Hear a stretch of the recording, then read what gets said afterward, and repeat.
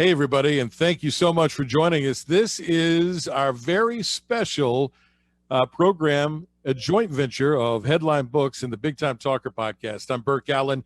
It's our Meet the Authors Christmas extravaganza, and we're talking about historical fiction with authors Kevin D. Miller, Karl Stewart, and Lee Doty. And if you're just joining us, you have a question for any of the authors as we go along, or a comment about the craft of writing, or if you have questions about their specific books or anything you'd like to chime in with, send them to us. We'll be happy to pose those questions. And we are going to talk about that specific genre, historical fiction. And I want to start with Lee Doty.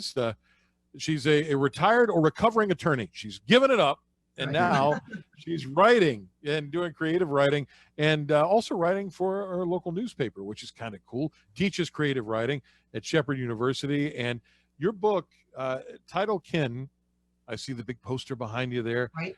If somebody comes up to you and says, "Hey, I heard about this book. What's it all about?" What do you say?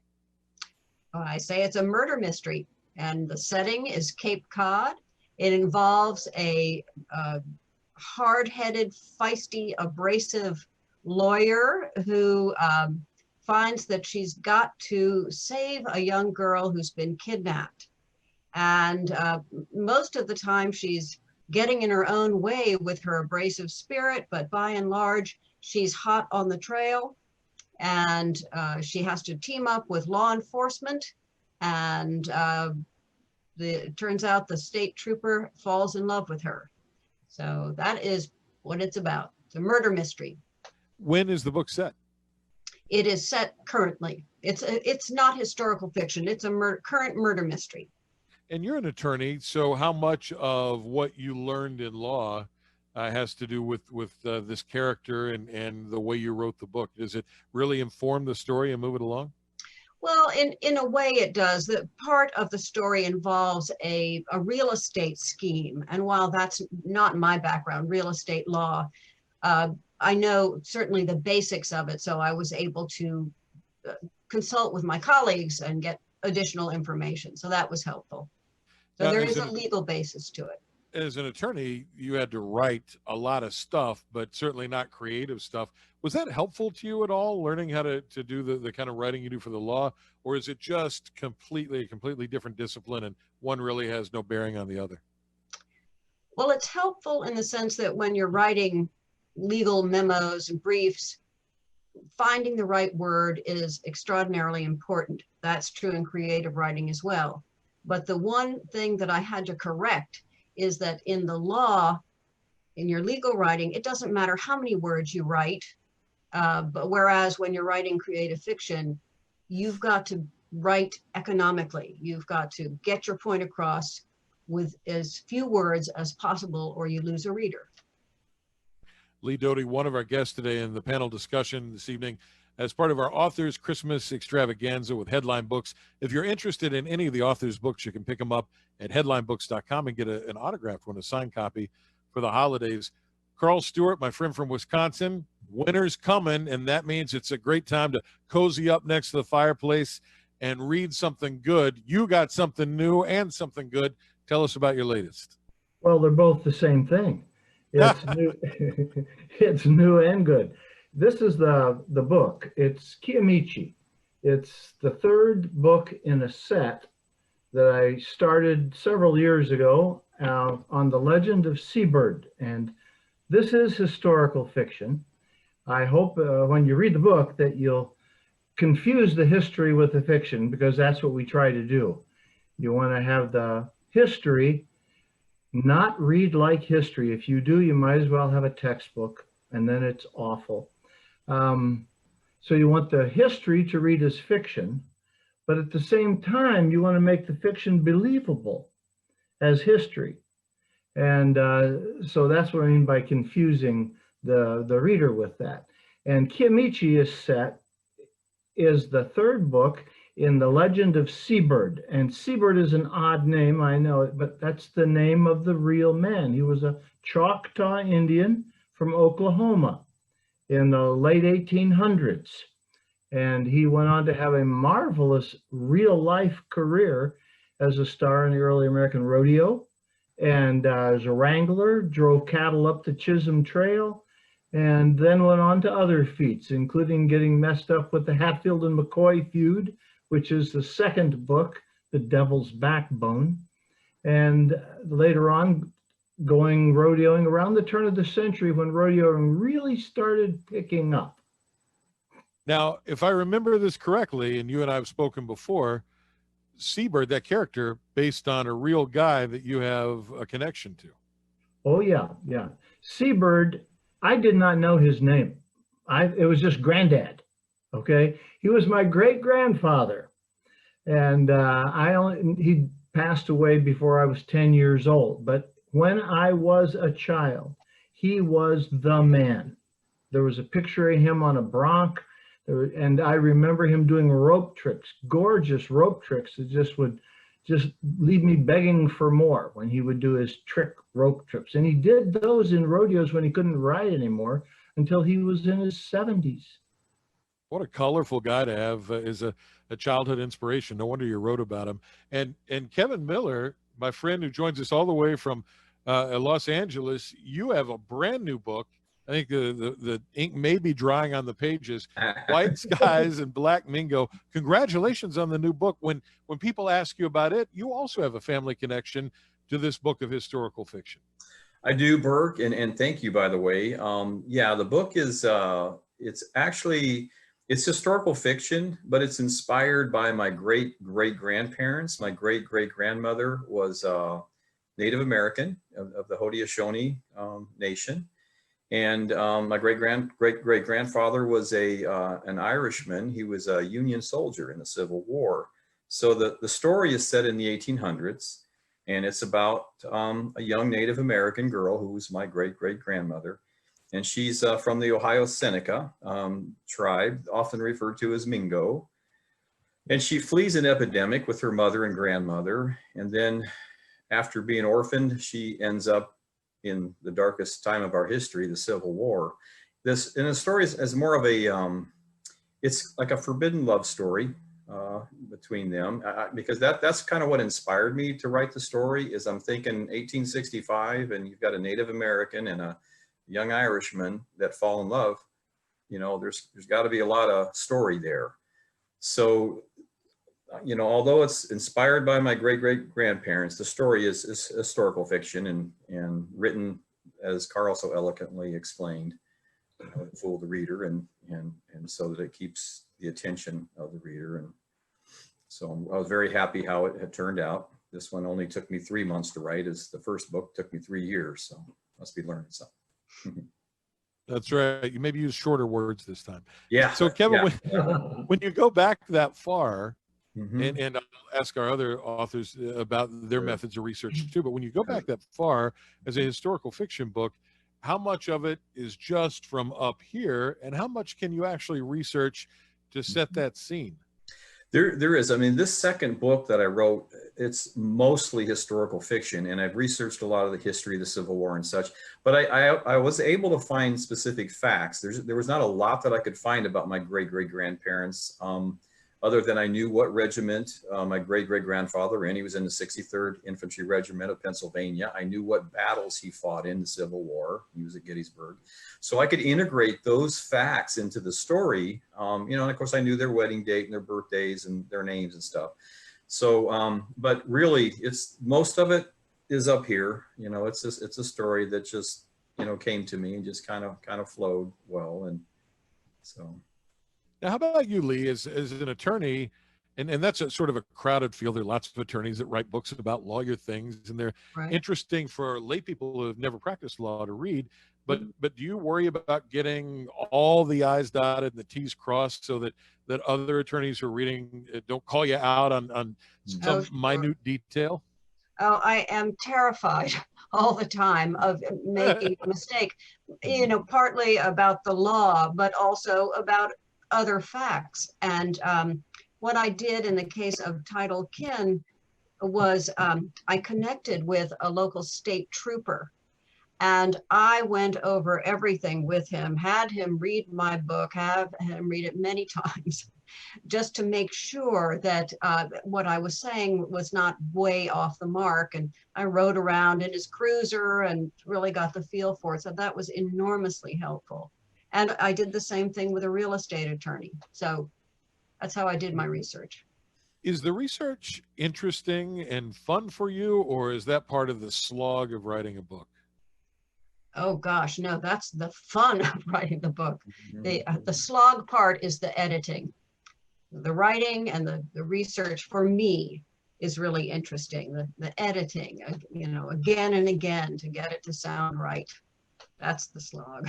I've always wondered with authors, accomplished authors like you folks, in that editing process, how difficult is it, and Karl, I'll ask you this question, to read something that you wrote and read it over and over again to try to pick up mistakes in continuity or spelling or grammar mistakes? Because eventually, even when I write very short things, it becomes sort of this wallpaper of words, and it's hard to pick up mistakes. So how do you get past that? How do you look at it with fresh eyes for your editing process? For editing, the difficult thing for me is to just keep out of it. I find myself like a magnet constantly drawn back into the story. And when I read it, even to edit it, to look for those mistakes, what I usually find is I could have said something better. I could have phrased it differently. I could have used this character less. I could have backed him off. I could have used this more. I could have played this up a little more. Those sorts of things. So if you let me, I will work on a book probably until they put me in a grave.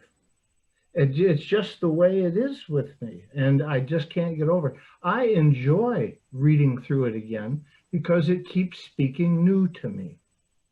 And at what point do you kick it out of the nest and say, all right, I'm not going to tweak on this anymore? Do you have a first reader? Does your wife read it and say, all right, Karl, you got to stop? Or how do you do that? No, I do that. I've learned discipline a long time ago as a teacher. And that is, you have deadlines, you set deadlines, you set dates. I would write and hammer away at the words for years. But instead, I have a system, and that is I will research, take notes, I will listen, I will pick up everything I can pick up for 6 months. I won't write, but then I will write for 6 months. And that gives me time to write it out, to rewrite it again. And that's how I do it. At the end of 6 months, I have put a year in on that project. Either it's ready or it'll never be ready. And there's times I've got a metal cabinet next to my desk, and in that are novels that are not ready for prime time. And they may be someday. Kevin, I wonder with you what your edit process looks like. Are you talking to me, Burke? Yes, sorry, we had a little internet bump there. Yeah, for a minute I thought it was my ears. I'm like, oh man, what's going on? Your editing process, how do you go about it? You said your first book, 3 years. Yes. It's an amazing commitment to write a book. Yes. And the second one, 3 months. So you figured something out along the way. How do you edit your books? Yeah. Well, I'll tell you, and the brain's a funny thing, because I'm sure this happens to other authors too, but as I'm reading through what I'm writing, if I have a missing word or a misspelled word, my brain reads it correctly and I don't catch it. So, I mean, I listen to other authors and I take their advice. I'm a student. I'm, humbly learning from my peers. So I'll step back and not read it for a couple of weeks, and then I'll go back and read it fresh, and then it's easier to catch those things. The other thing is I have a wonderful critique partner, my wife, Annette. I mean, she's awesome. She's got great English skills, and I'll turn over those, chapters to her and let her read through it, and she'll catch stuff. And she'll catch a lot of stuff. And that helps me tremendously, so that we get it to the point that we just can't get it any better, any further. And then that's the time I think I just close it up and I give it to a professional editor to do their thing, because they polish it and make it shine, so.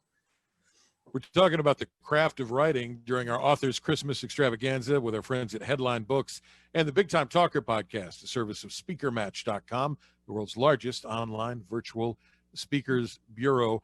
If you like legal murder mysteries, Lee Doty has one called Title Kin. And you went to school at Georgetown, Washington, D.C. You spend part of your time, I understand, in West Virginia, also part of your time in New England and Massachusetts. And you said this book was set in Cape Cod. Is that right? That's right. That's right. And this is actually the first of a 3-book series. The second book comes out this winter, and the third one I'm working on now. But the reason I mentioned that, for one of the reasons, is that while this first one takes place on the Cape, the second one takes place in West Virginia. Where the third one takes place, well, that's ultimately to be decided. But when you start writing these books, do you begin with the end in mind, or do you wait to see where the story is going to take you? I think everyone does that differently, but for me, I start out with a character, or in the case of Title Kin, I was looking at the ocean, and my husband was talking about duct tape for some reason. And so a body rolled up on the shore wrapped in duct tape, and that was the beginning of my story. So, and I did not know how it would turn out. I'm a seat of the pantser, and so I just write until the story emerges. How long do you write in each setting? You know, I talk to some authors, and they treat it like a job. You know, all right, I'm gonna sit here at this computer for 2 hours, see what comes out. And other authors will, you know, maybe give it a word limit. I'm gonna sit here until I write 2,000 words today. And yet other authors, it's all inspirational. Lee, for you, what's your process like? Well, I wish I could tell you I have a precise process, but I try to be disciplined. I try to write every day, but things happen. We have 10 grandchildren, all sorts of commitments, but I put in a couple of hours each day. Some days, many more hours than that. Sometimes I have to skip a week, but I try to hit it in the morning when I'm freshest, and that's pretty much my process. Karl, what about you? You sometimes make me jealous because you use that retired word. I'm retired now. I have leisure time.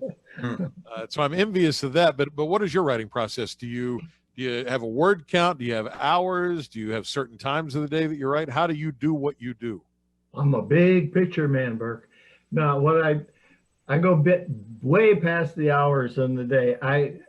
I start with a project.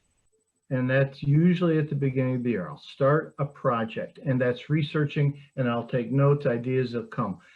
I don't write much in that time. I write down stuff, but it's research.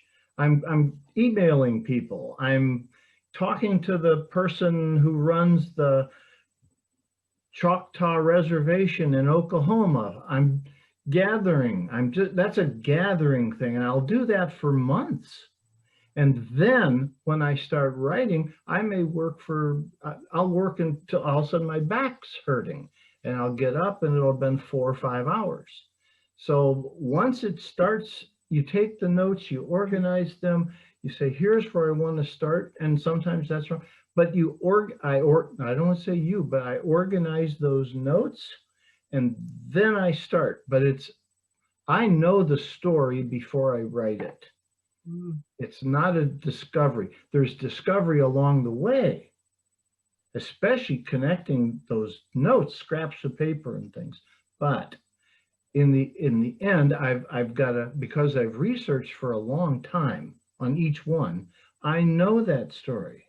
And sometimes I have to invent the characters to go along with it. Now, Lee said that research is some of her favorite part of the writing process. Sounds like that's a blast for you too. You enjoy it? It is. It can be the most fun part of writing for me. When I was a teacher, research was awful. You had assigned students to it, and you could hear the groans. It was tedium for them, and it was tedium for me to collect it all. But now with the internet, the universe is at your fingers. There is no excuse for not knowing your subject. And if you're writing historical fiction, you have such a wonderful opportunity to learn. So for me, researching is learning. You get these new information, new ideas. I don't know about you guys, but I'm kind of wishing I would have had Karl Stewart in class when I was in high school. Yeah. It would have been great. Kevin, I'm still stuck on this thought of you spending 3 years just sweating out that first book. And I have a friend who's a New York Times #1 bestseller. And when he wrote his biggest book, he got 2/3 of the way through it and decided, you know what, this isn't right. And he threw the whole thing out and started again. He wrote a memoir and he thought, you know, this memoir isn't right as me as an older guy looking back at me as a teenager. I need to write from the point of view of that kid. Was there ever a time in that 3 years where you thought, what am I doing? And I've got to go a whole bunch of different directions. Is that part of what took so long to get that first book? Yeah, no, that's definitely part of it. Was learning how to write and just getting advice and figuring out, kind of finding my way around, you know, because there is a lot of research. I spent a lot of time doing research, you know, like Karl said, and it's educational. I learned so much. I have so much information, and, you know, I'm just spewing all this information and facts and stuff, because it's fun to learn and do the research in the background and such on that. But the first book took me 3 years because there was a lot to research, and also because I was writing and rewriting, you know, and trying to figure it out and figuring out, you know, what, you know, point of view I wanted to write from. I started out in a more, you know, omniscient point of view, and I didn't want that. I like to write from a deep point of view, from the character's eyes, so that the reader is living the story as the protagonist. And that seemed to work, you know, really well for me, and I enjoyed that. And the second book, I chose that same point of view. So yeah, I did a lot of learning that's why it took 3 years, you know, just struggling and figuring it out and rewriting and throwing stuff out. And so we're talking books. We're talking one of my favorite things on the Big Time Talker podcast. Thank you to our friends at Headline Books for letting me come in and chime in with these authors. And Karl and Kevin, I love you guys, but I have to tell you, when I have free time and it's in short supply, I love a great murder mystery, and I love lawyer books. So Lee, I'm going to put you on the spot. Good. And I'm going to ask you to read a little bit of this book and rope me in so I can make my purchase at headlinebooks.com. All right. Well, I told you before that this book concerns a lawyer who's going to have to save a girl who's been kidnapped, a 13-year-old girl. But this particular passage I chose occurs right leading up to the kidnapping, and it is really from the perspective of this young girl. So but it had enough action toward the end that I thought it might be more interesting. So that's why I chose this one. Okay, 3 pages. Making sure no one was coming in front or behind, Lainey leaned over her handlebar and pumped her legs as fast as she could. Sitting upright, she lifted her hands up and coasted, the wind making her t-shirt bubble in the back. The warm air felt like it came from a blow dryer set on low. The trail down to the ice cream shop was right up ahead. A soft hum made her glance over her shoulder, and she caught sight of a biker hunched over his razor-thin bike, moving fast. He wore goggles and a helmet, and his skin-tight red and blue bike suit, with his bike suit, he reminded her of a comic book character. She slowed and turned down the trail for the ice cream. The steps up to the entrance were empty. Everyone must still be at the beach or getting ready for dinner, but someone was inside. She could hear YMCA playing on the jukebox. She went in. Isabella Miller sat facing the entrance, cone in hand, twirling her tongue round the tip of her ice cream. She was by herself. Lainey stared at the dark-eyed girl, who now stuck the entire end of the ice cream cone into her mouth and pulled it in slowly, shaping the cool sweetness into a curl. Lainey felt her face burn. Her hands were stuck in midair as though still pushing open the screen door. She wanted to turn around and go. Lainey, hi, moose tracks, the best. I was going to order moose tracks too, Lainey said. Mr. Tremba's in the back. Go get your ice cream and sit with me. I'll put on another song. Lainey's brain scrambled. What can I talk about that isn't dumb? Mr. Tremba took her order. He always tried to sound cheerful, but his tall, scrawny frame, sunken chest, and wisps of white hair made him look harassed and unhappy. While waiting for her order, Lainey caught sight of her armpit sweat rings in the mirror behind the ice cream case and wanted to die. Cone in hand, she made her way to Isabella's table. For the next 20 minutes, she listened, enthralled, as Isabella complained about how the summer was so boring, listed the courses she would take in the fall, and explained why she felt the English teacher was so hot. Lainey would have been in heaven if she hadn't been so tongue-tied. She had no gossip or small talk to offer. The best she could do was complain about how hot it was along the bike path and about that comic book character she'd seen there. Hey, did you hear about that guy who drowned on Somerset Beach? Isabella asked. You live near there, don't you, Lainey? Haltingly, Lainey got the story out about finding the dead man. The police say he was murdered. You found him? Why didn't you say so? Tell me everything. Lainey recounted the tale, leaving out nothing. But her moment in heaven ended all too soon. 2 sets of parents and a knot of writhing children entered the shop, and behind them, Isabella's father. As she left, she said, "Why don't you come over tomorrow, Lainey?" Did she really say that? Lainey stared at the doorway after Isabella left and tried to remember everything they'd talked about. The village people brought Lainey back to consciousness. She'd be humming YMCA for the rest of the day. But what a glorious day. She unlocked her bike in a trance and almost didn't notice the comic book character again, standing at the top of the trail. She'd called him Spider-Man for Isabella's benefit and even made her laugh. He was adjusting his goggles and his lithe figure blocked her way. She hesitated. He moved his bike to the side to let her pass.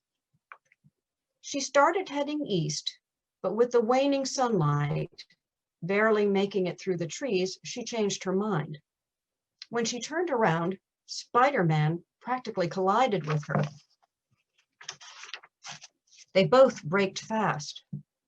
Straddling his bike, he nodded and smiled. His teeth looked so white next to his tan skin. It couldn't be. Spider-Man seemed to be talking to himself now until she realized he was on a phone. Now, she heard him say. Lainey gripped her handlebar. She heard another bike approaching from behind. Spider-Man looked over her shoulder. He pulled his goggles down to his chin. Please do not worry, Lainey. No one will hurt you. He sounded like a lullaby, but his eyes were black stones. She had no more doubt. Spider-Man was the man on the beach who'd returned for his sandals the day she'd found the body. You must come with us now, he said. The bike she'd heard a moment before stopped right behind her. She turned. The other biker was looking at Spider. She turned back around again slowly, then willed herself to go, go, go, popping a wheelie and propelling forward for dear life. As Spider-Man swung around to follow her, his wheel caught hers and he lost his balance. She was frightened and her tears made it hard to see. The bike path was bordered on each side by steep declines. On one side, thick woods, on the other, Merrimack Pond. No choice, straight ahead, then back to the ice cream shop. But could she make that sharp turn at this speed without falling? Voices behind her, they were catching up. No time to reach the trail. Lainey swung her bike off the path and down the hill toward the pond. Don't look back, she told herself. A branch smacked her face and barely missed her eye. She held on when her tire hit a rock. The ground turned soft closer to the pond and her front tire stuck. She ditched the bike, used her arms to thrash through the brush, and ran into the pond, dolphin diving as deep as she could go. Her sandals slowed her down, but she wouldn't stop to take them off. She tried to calm herself, reasoning, I'd hear them if they were in the water. Then she realized, no, my splashing drowns out their noise. She surfaced and looked around without slowing her crawl stroke. Was that a man in a kayak? How far away was he? She dared to look behind her and spotted two men by the side of the pond, one bent over removing his shoes, the other holding two bikes, Spider-Man. Her side ached. The kayak was moving away now, the oar dipping from side to side, the boat gliding out of view. She treaded water. Help! The wind was against her. The man couldn't hear her. Help! She started moving forward again. The kayak was slowing down and turning her way. Lainey looked back to shore. Spider-Man was still holding the bikes, but the other man was now in the water. That's fantastic. Title Kin from Lee Doty, available now at headlinebooks.com. Get an autographed copy for the holidays. How old is the character, Lainey? Lainey is 13 in this story. And do you visualize one of your grandkids as Lainey, or how do you get into the mindset of a 13-year-old girl? Well, it's funny you say that, because actually my oldest grandchild is named Isabella, and I sort of used her as the model for that other friend that she meets at the ice cream shop. Lainey is just purely out of my imagination, just a kind of a conglomerate of all the young kids I've ever known. Oh, I loved it. It sounds like a great page turner. Thanks for sharing it with us. I'd love for our other two authors to read as well. Karl, could you pick out a few pages of your new book, The Legend of Seabird, Kiamichi, and got it tabbed and ready to go? Oh, you're muted. All right, Karl, unmute yourself and let's hear some of the new book. There you are. Now I'm unmuted. Okay. Yes, this is the book. It's set in 1903, which is where it's a year that gets no respect. You know, whoever talks about 1903, right? But it's the year I start the 20th century. That was an absolutely critical year for Teddy Roosevelt. He was the youngest man ever elected president, and he took a tour of the West, an extended tour to get out of Washington. It's a year before his election of his own term, and he had a ranch in North Dakota called Elkhorn. It's now the Teddy Roosevelt National Park area, and he was going out that way. And he did serve, as in the book, the scene I'm going to read, at the Cheyenne Frontier Days honorary judge. And this is the scene as I imagined it would have happened. Make sure I've got the right place. He was brought into the arena in the stagecoach with a couple Secret Service agents recently assigned by the Treasury Department after the assassination of McKinley. And he's getting out of the stage, exiting the stagecoach, and there's thousands of people in the stands waiting for a rodeo to begin. And now they're going to hear a politician talk. What could go wrong? It gradually dawned upon, now Seabird is the character who's talking, who's thinking here. He's the main person. It gradually dawned upon him that these two were guards. But why would rodeo judges need bodyguards? As the men stepped down onto the arena floor, the announcer bellowed, "Let me introduce today's judges. First is Tom Corman, manager of the Flying T, out in Cody, Wyoming." A bandy-legged man with a weathered, flushed face waved to the crowd from the stage door and stepped down. Next out is Brandon Willoughby, our own dear city marshal. He used to ride in events such as this till a bull named Switchback altered his career abruptly. A few good-natured catcalls and whistles greeted the man as he entered the judging tower. And finally, ladies and gentlemen, let me present to you our honorary judge of the day's contests, the former North Dakota rancher and Rough Rider himself. And he paused to fill his lungs once more and let the suspense build a little before he bellowed, "The President of the United States, Theodore Teddy Roosevelt. If Seabird had thought the crowd was loud before, the sound now hit him like a crushing wave, causing him momentarily to grip the top rail so as not to become dislodged. The deafening roar reached avalanche strength as the president stood momentarily in the door of the stagecoach, clutching his hat in one hand and acknowledging the adulation of the crowd by pumping the other fist in the air, all the while beaming in pure delight. Seabird found himself rising to his feet with the crowd and doffing his hat in respect. For the briefest moment, it appeared that TR saw him standing there and nodded. Seabird beheld a man with a powerful jaw full of frightful teeth. Then the beaming gaze moved on. Seabird looked over his shoulder as if to explain to his horse Kiamichi. "He's a good man," was all he said. Then he sat. Meanwhile, TR bounced out of the stagecoach, strode a few steps, and then disappeared through the door to the judge's stand. He climbed the interior stairs, shook hands with the announcer, who handed him the megaphone. Roosevelt turned to face the crowd and lifted the megaphone to speak. Miraculously, it seemed to Seabird, the roar subsided as the crowd quieted. The stagecoach rounded the judge's tower and pulled away in the direction from which it had entered. The two bodyguards took up their positions, one just outside the door, while Seabird surmised the other would also be standing directly inside the same door. Teddy Roosevelt spoke.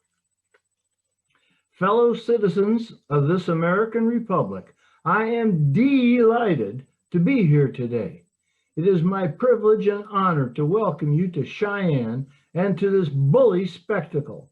I will do my level best to deliver fair and honest judgments on the proceedings with the able assistance of these fine men. And if any man here would challenge our decisions, well then," he paused for effect, "that man needs be a Democrat."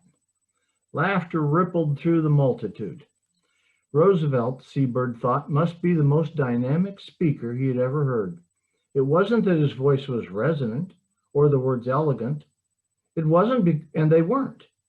But the man seemed completely convinced that what he had to say was vital.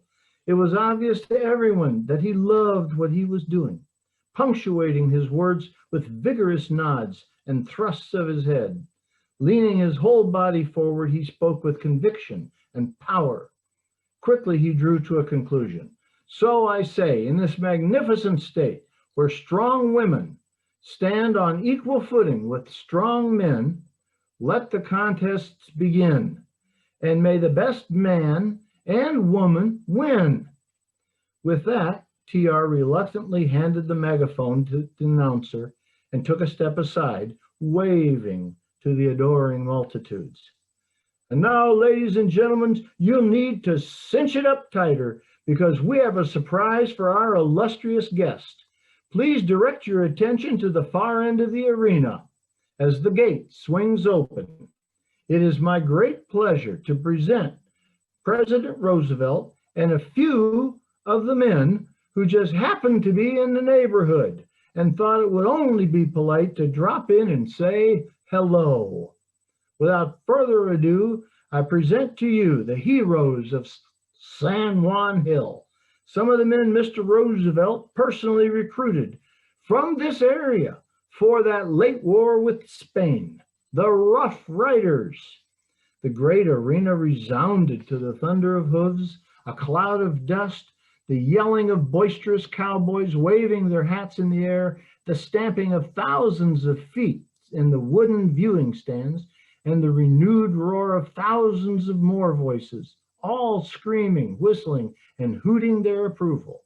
Perhaps 100 or more Rough Riders, led by a cowboy carrying a large American flag, galloped once around the circumference of the arena and then brought their horses to a walk. Slowly, with respect, they filed past the judge stand, where TR, reaching far over the rail, leaned down and shook hands with each man, sharing a few words with some. When the last rider rode past, the president stood back, withdrew a handkerchief from a pocket, and dabbed at his eyes. The crowd loved every second of it. Well, Kiamichi, that takes the cake. I never saw anything like it in all my born days. Now what say we go and earn us some money? Kiamichi shook his mane and blew. And remember, be on your best behavior. The president will be watching.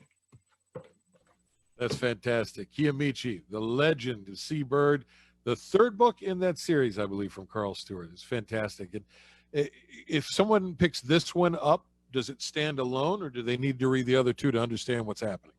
I'm glad you asked that, Burke, actually. It's a 3-book set, but it is not a serial. Each book is a standalone. I've had people pick this book up and read it, and then go back and read the second, and then the first. Each one is a different time period, different events, and I introduce the characters as they are. So it is a set, but it's not a serial. You know, as a kid, my father read Louis L'Amour books constantly, and they were all over the house. And you know, I would pick one up and read them occasionally. And as you were reading your new book, it took me back to being, you know, a young boy and those Louis L'Amour books. And I wonder if he was an influence in your writing, or if there are other writers that were influences for you. Oh, I'd like to say Hemingway and Steinbeck and people like that. But when I was growing up, the influences were Max Brand, Zane Grey, and then Louis L'Amour. Those were the people that taught me what it was like to be honorable, decent, true to your word, those sorts of things. And so, yes, it was. I still have probably 20, 30 books of Louis L'Amour's downstairs somewhere. Oh, good stuff. Thank you so much, Karl. And Kevin Miller, I have to tell you, there are two ladies that I know who have read your book already, and neither of them normally is very effusive with their praise, but both of them have said, I love this book. So there's something about this book that resonates with your female readers, and I wonder if you might read a few pages of White Skies, Black Mingo, and you know, we'll put you on the spot. Lee Doty's here, and she might give you the thumbs up or the thumbs down. Okay. Yeah, no, thank you for that. Yeah, I'm going to read the last scene of the first chapter. The book starts out following young Margaret Davis, whose Native American name is Kateri, and she is fleeing an epidemic from her tribe with her mother and her grandmother. So I'm going to read the last scene of the first chapter. Our people have suffered. The white man's theft of our lands devastates our way of life. But all the damage their weapons and greed have cost us doesn't compare to the white man's most lethal curse of all. A curse they brought with them from their many lands across the great waters, their sicknesses, their bad medicine, a curse ravaging and consuming our lands and villages like a quenchless plague of locusts. Grandmother's medicine and gifts of healing could not fight these evil spirits. She was powerless, even as clan mother and healer. Fevers raged within our clan. The marks began to show on the skin of both young and old, male and female. Grandmother said the evil spirits traveled through the breaths of the sick, poisoning the air around us. Her grandfather was a great shaman. While this position is traditionally reserved for a man, he passed it on to grandmother since he did not have a son. And now that gift passes to me. She teaches me to be a healer. She says mother did not inherit the gift, that it skips a generation. And since I was a young girl, she has told me I possess this gift. But what good is such a gift if it is powerless to save the lives of our people? Most of our clan have died, and we could stay no longer. The ones who survive will soon die. The other clan mothers begged us to leave. The men burned our homes and burned our dead in the traditional burial ceremony, freeing their spirits. We took what we could carry, food, skins, beads, and shells for trade, and now we are here, on the trail, headed for Virginia to find a new home. We left our brother and our father behind, carrying their memory with us, abandoning our home, uncertain what we will find or how we will live. Kateri, yes, grandmother, we will rest here for the night. Help your mother set up the shelter, and then help me build a fire, and we shall eat. Wood crackles, popping cherry red sparks into the night sky. The sounds calm the spirit with hypnotic songs of whispering wood. Flames flicker, casting a soft glow dancing off the faces of grandmother and mother. Grandmother's face is aged and wrinkled from years of carrying important responsibilities for our clan. A strong face weathered by time, time that has stolen teeth and dulled the shine of her once luminous nut brown eyes, eyes she has passed down to me. Her body is crooked and frail, but her spirit is strong like the mountain. Her voice carries authority like the raging river. The women of our clan are strong leaders and highly respected by all. Mother's face was once useful, and now her ebony eyes are swollen and sunken. She neglects her beauty. Her thick hair, unbraided and tattered like the ruffled feathers of a raven. Lips and cheeks chapped and reddened. She speaks very little. It's almost as if the loss of father and my brother has already claimed her spirit. Sweat beads on her cheeks and brow. She doesn't eat. I do not know how to comfort her or what words to speak. Even grandmother cannot find the wisdom or words to give her rest. It was mother who taught me the importance of keeping my hair tightly braided and sleekly oiled to manage its bulkiness. She taught me how to look pretty, telling me it will help me attract a good husband someday. But I don't know if I'm pretty, and I hate the scar on my chin. I stood too close watching a game of stickball.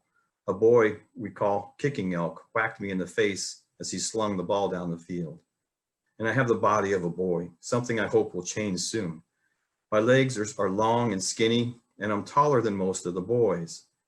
But I can run like the whitetail. I could outrun every boy in our clan. They made fun of me for it, but I didn't care. It made me feel special beating them. I wanted to play stickball, but girls weren't allowed, probably because they were afraid to lose to us. The boys told me I smiled too much and that stickball is a serious game. I told them I also smile when I race, and they had no answer for that.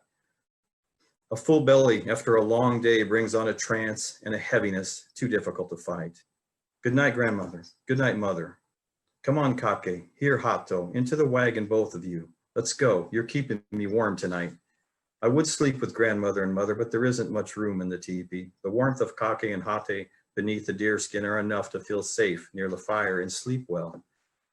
Stars flicker across the vast purple blackness as moonlight bathes the land with a soft, serene glow. The forest is alive with the sounds of the night mixed with the soft incantations and the gentle shaking of a snapping turtle rattle. The sweet scent of burning tobacco permeates the air. Grandmother's voice? How long have I been asleep? Stay, Hato. Lay still, Kake. I'll be right back, I promise. A pounding heart steals her breath as she lifts the flap of the small teepee.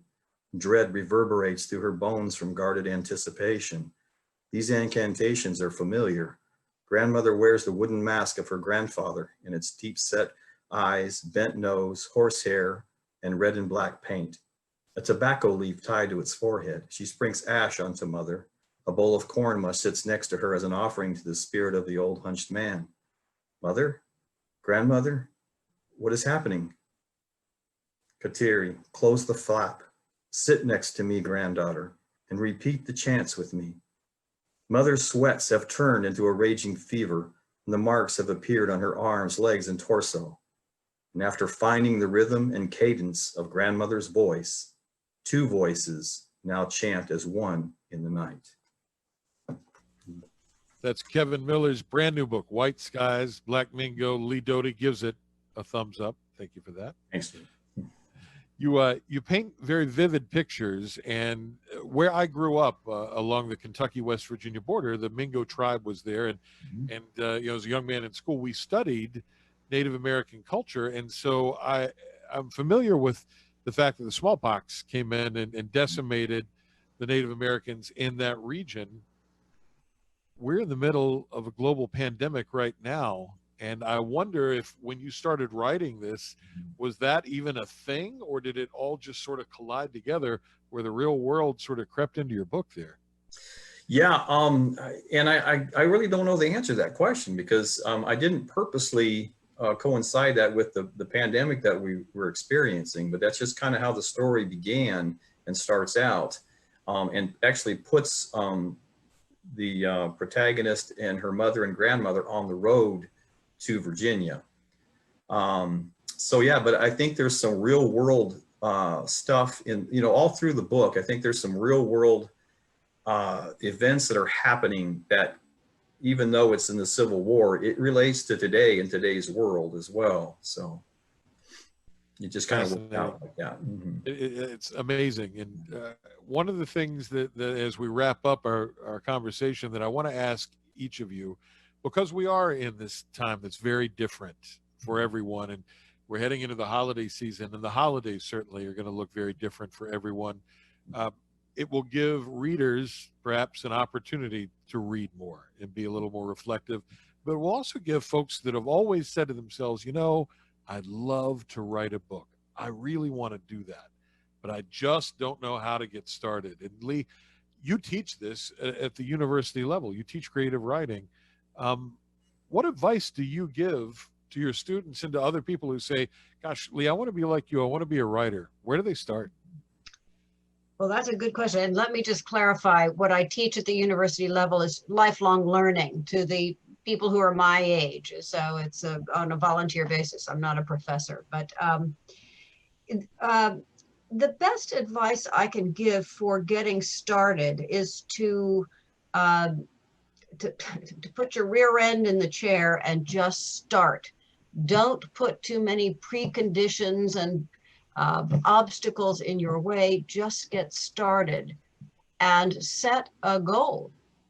And for me, my first goal was write something that's the length of a book. I wasn't even going for a book that sounded good, just something the length of a book, because I wasn't sure I could do it. So I think those are the keys in my world. Just sit down in the chair with the computer on and set your goal and meet it. I think that's fantastic advice, and I appreciate you're being very humble, but I've seen your resume and I know what you're capable of, young lady. Thank you.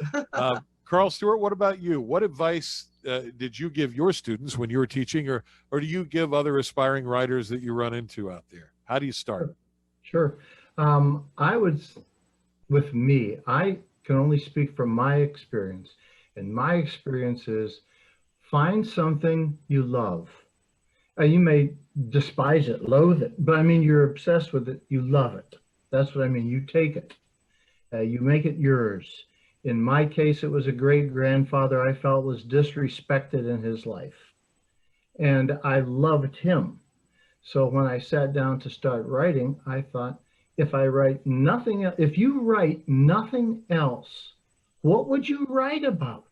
If you write nothing else, if you died after you finish this and that's all you leave behind, what is it that they're going to know you by? And that is what I would say you start writing about. And that was easy for me to make that decision because he was the most important person in my life. And it just, once I started writing about him, it just like, wow, other people sort of faded out there. That was it. And all of my books, by the way, are available at my website, karlstewart.net, as well as at Headline Books. But I would just say, find something you love or that just possesses you or that you wake up when you're dreaming and think about it and start writing it. Don't worry about the structure, just start writing about it. I love that. So Karl Stewart has sort of a North Star that guides him. Kevin, you're the newbie in this group. This is your second book. Yeah. So this has got to be somewhat fresh in your memory. What advice do you give other aspiring writers that say, hey, Kevin Miller, you did that. I want to do that. Yeah, I think probably the best advice I've ever got, it kind of adds to what Karl was saying, is write a story that you would like to read. Write a story that you would like to read, because when you do that, you're in the story. I mean, when I'm writing these stories, I don't know how it is for Lee and for Karl, but I'm living the story. I'm seeing the story as I write it. And I'm kind of like Lee, I'm kind of a pantser. It's like, sometimes I don't know exactly where the story's going and I surprise myself where it goes, in a good way. So yeah, that would be my advice, right? Think about a story that you would like to read, that you would enjoy, and write it. Just sit down and start writing.